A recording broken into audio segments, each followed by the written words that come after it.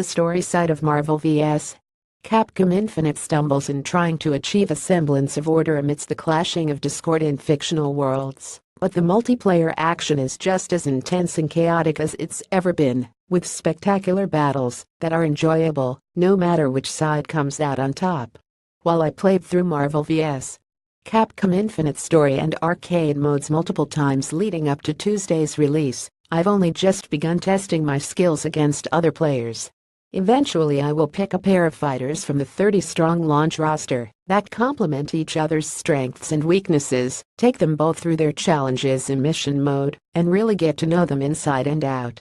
But for now I'm just picking characters I like and seeing how they handle against real people. Leaning heavily towards Dante, despite his hideous face. Going into battle blind isn't so bad, as long as you've got the hang of the button layout. The 4 face buttons on the controller are kicks and punches, with heavy and light versions of both. Every character can perform a basic combo by stringing them together in the right order: light punch, light kick, heavy punch, heavy kick.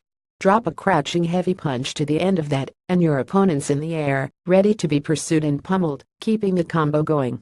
Once you've mastered that, start weaving different special moves in, maybe swap out your characters in mid-combo, spice things up. If you're the kind of player who has trouble stringing combos together in fighting games, Marvel vs. Capcom Infinite is a good place to start.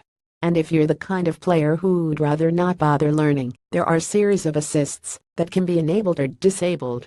Auto combo, which I keep forgetting to turn off, turns repeated presses of the light punch button into a basic combo, while auto jump makes sure your character follows a launched enemy into the air.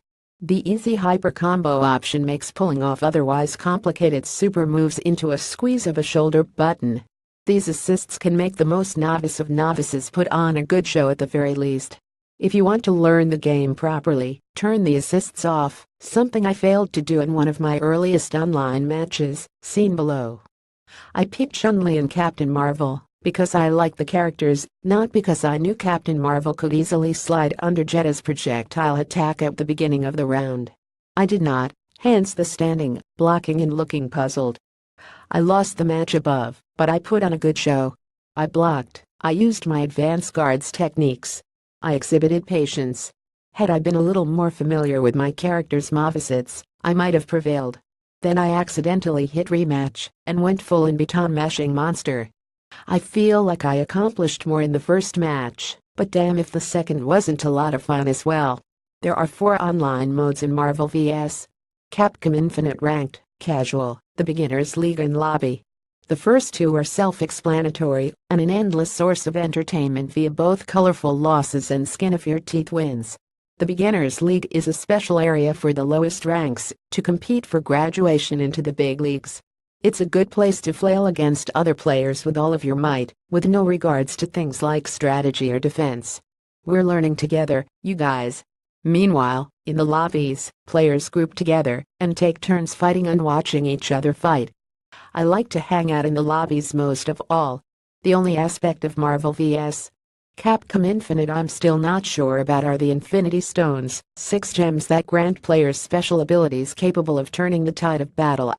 Are they useful tools or sources of abject annoyance? I've lost count of how many times I've nearly won a match, only to have a player using the Soul Stone initiate an Infinity Storm, resurrecting a down team member and staging a massive comeback. So annoying. On the other hand, say you're in a match with a player who instantly begins juggling you all to hell with Thor, and then tries to set you up for it over and over again.